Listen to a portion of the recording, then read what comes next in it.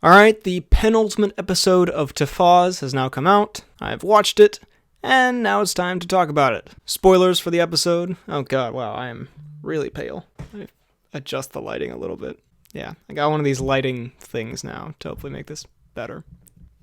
Well, anyway, let's talk about it. So episode 5 of Tafaz was definitely my least favorite episode so far. I thought it was definitely still solid, but I had a lot more problems with it than the previous episodes. The main problem I had with it was the pacing, the editing, and the focus. There's some weird editing at points in this episode, and it makes the pacing feel a bit strange. This is the first episode of the show where I was kind of aware of the time, I guess. Like, I checked my watch at one point because I was actually like a little bored at a certain point. I also feel like there's a bit of a tonal inconsistency here, which is present in a lot of MCU stuff, but not really a problem in a lot of it. Like, the transition between cartoony comic book style and more serious stuff is more smooth. In this episode, it felt a bit more noticeable. Some of this episode felt a bit deleted scene-esque and a bit meandering at times. And like I said, kind of unfocused. However, I've spent the first minute of this being like really critical.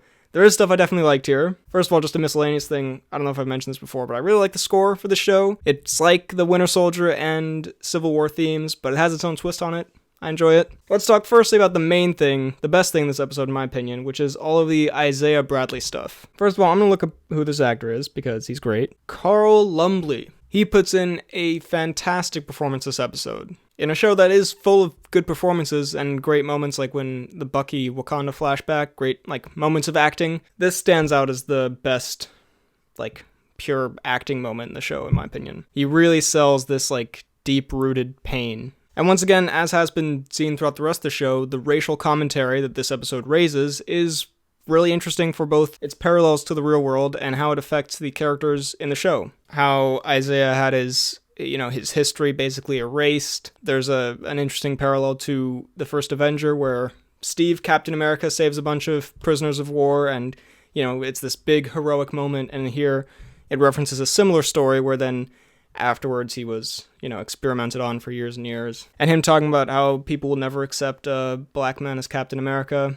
It's interesting because with just the fictional character, there is like controversy and outrage when they do this kind of thing. Like when they cast Michael B. Jordan as the Human Torch, there was like a kind of a thing about it. And so to imagine then if these were like real like if there was an actual Captain America in our world and they made this change, you can absolutely believe that there would be controversy and all this other stuff around it. And I thought the show handled that and the general like heavy themes that come with Isaiah Bradley's character really well. And then his view on if Sam should take on the mantle and how his story affects Sam and how it adds another layer to the conflict of Sam not wanting the shield. I thought it was pretty brilliant. And it takes what could have been a very basic story for Sam that he doesn't want the shield because it was Steve's and it doesn't feel right to take it on, and then it adds this whole other layer to it. It's fascinating. Then we get to kind of the stuff I wasn't as big of a fan of. So the Bucky, Sam, and Sarah and Boat stuff. On the one hand, again, there is some more interesting character building. It does tie into the themes, it ties into the characters, and it has fun moments. I love me some Bucky, Sam, buddy dynamic. And although a little cliche, but Bucky having his eye on Sam's sister adds a fun wrinkle to it. But then again, just on the weird pacing of this episode, it kind of does draw on a bit too long, and the montage of boat fixing and then talking more about it, and it's kind of just, I don't know. I'm not saying like they should have cut it out, because it does have, like I mentioned, good stuff in it, but it does feel like it could have been maybe edited a bit differently, or at least parts of it could have been cut down that would have made the episode flow a bit better. And I hope, if you've seen my other videos, I assume you know this, but like I hope this doesn't translate as like, oh, there wasn't enough explosions and lasers, they were just like talking, that's boring. Like, it's not that. It's just like a pacing issue. And then Bucky and Sam's conversation with the shield, where they're having a little shield throwing. Again, there are parts of it that I liked. I think generally like what that scene does for the show and the characters, like if you don't look at like the actual content of the scene, just like what it does in general, I think it's a good progression of the characters and their arcs and their relationship as well. How Sam is almost like a therapist to Bucky in this situation. And again, his soldier counseling comes in again, and it comes in, as we'll talk about a little later, with John Walker as well, and how Bucky feels more comfortable opening up to him. That stuff is quite good. It's just the problem for me was the dialogue itself was a bit cheesy and dialogue-y. I don't know if that That's probably a stupid way to describe it. But it felt very much like lines written by someone rather than a character saying something. I guess is what I mean when I say dialogue-y. It felt a little awkward and stilted at times, the way they were, either the writing or the way it was delivered just didn't really hit home for me, especially compared to some of the other stuff that we've seen in the show so far. I wouldn't go so far as to say there are cringy moments, but there were moments that started to kind of border on that because they were sort of like a bit too cheesy and, yeah, again, I guess the delivery of it. But I do think there's good stuff in there, and I think, like, yeah, the actual message delivered in those lines is good. Just wasn't a huge fan of the actual, like, dialogue. I do like the culmination of Sam's arc, though, finally, or at least, like, kind of the beginning of it, that he decides to take up the shield and figures out more, like, who he is and does it for the right reasons. Bit like Creed 2-esque. And speaking of Creed, actually, finally, we get a training montage, which I thought was generally pretty fun. Some of it is shot kind of weird, and I thought him practicing flips was sort of unintentionally funny, just because, like, while that looks cool in these action scenes, practically speaking, probably don't need to do, like, all these flippy spins. It's kind of funny that he, like, specifically practices those, but anyway. Flippy 1, flippy 2, flippy 3, 4, 5, yes! It was a pretty solid training montage. In terms of the action, the episode was a bit light on it, at least comparatively to the last one, which is just, like, action-packed through the roof. The one big action scene we get was quite good. That, like, kind of big moment coming at the very start of the episode, and then nothing as, like, exciting coming throughout the rest of the episode. Maybe it was a bit of why the pacing felt a bit weird, but that was good. Again, the use of Falcon's powers, or I guess his wing suit, not his powers. The way he uses it to slip out of danger and use it offensively, defensively. It's very interesting. And otherwise, the action's quite well choreographed and well done. I did think they were going to rip his hand off there for a second at the end. That would have been pretty brutal. They do like a WWE move on him to end the fight. That was pretty solid. The show's well shot, like I mentioned before, but these shots stood out to me. And Falcon loses his wings, which I guess maybe is part of his journey to become Captain America. So is he going to be Cap without the wings? He's just going to be like straight up Cap? We'll see. Also, what's in the box? What's in the Wakanda box from Bucky? It's like a Captain America suit, or I don't know, maybe it's really obvious and I'm just stupid for not thinking. I just finished watching it, so I haven't really had that much time to think about it. Maybe it's like gauntlets or something. Maybe it's like some kind of helmet, suit. I don't know.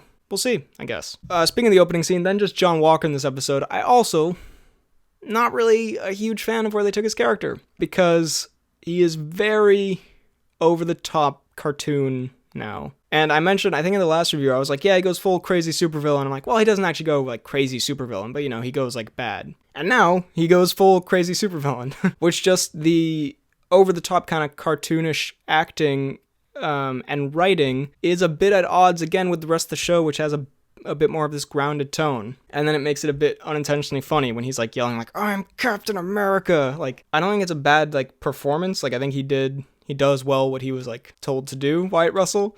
I just don't think that direction that they're taking it, where it's this kind of like over the top, not as subtle writing, and like I get why he's like, you know, bad now and he's kind of gone crazy because of the super soldier serum, but not as compelling and kind of unintentionally a little bit funny at times.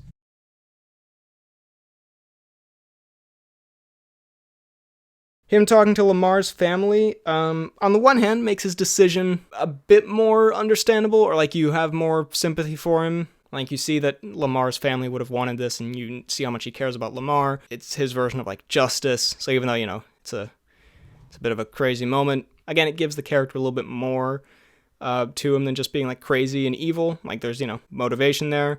But then also that scene, again, is just felt, especially comparatively to some of the other stuff in the episode, like the Isaiah Bradley stuff, felt really poorly written and just a really like forced and cartoon-like setup. The stuff his mom says. Like, I was like, no one talks like this. And then the post-credit scene, he has a bit of a Tony Stark-esque moment where he's making his own Captain America shield.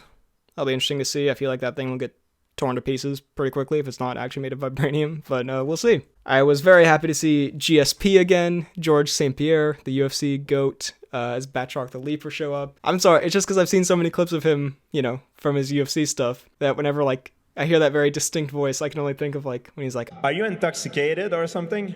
Or, do you think I'm scared of you, man? Are you scared? You think I'm afraid of you, man? Are you crazy in your head, man? I'm not scared of you. You'll see Saturday if I'm scared of you. All right. It's not a great impression, but it's a pretty good GSP impression. But, yeah. Also, why does he switch between English and French, like, every sentence? Anyway, good on GSP, though. He's good here. I don't know. I can't, like, view him objectively as an actor, so I'm just like, Yay. Also, I guess Carter is bad or morally gray. I mean, she operates in this criminal world, but she clearly has some connection to the Flag Smashers and to GSP, Batroc. Because this was kind of a reveal, but not really. Like, it was kind of a weird way if they were doing, like, a reveal of, like, she gave off a bit of a vibe that she was, like, you know, morally a bit in the gray now. And then here they do, like, I mean, she does get Batroc in touch with the Flag Smashers, so it's just a bit of a weird way to do a reveal.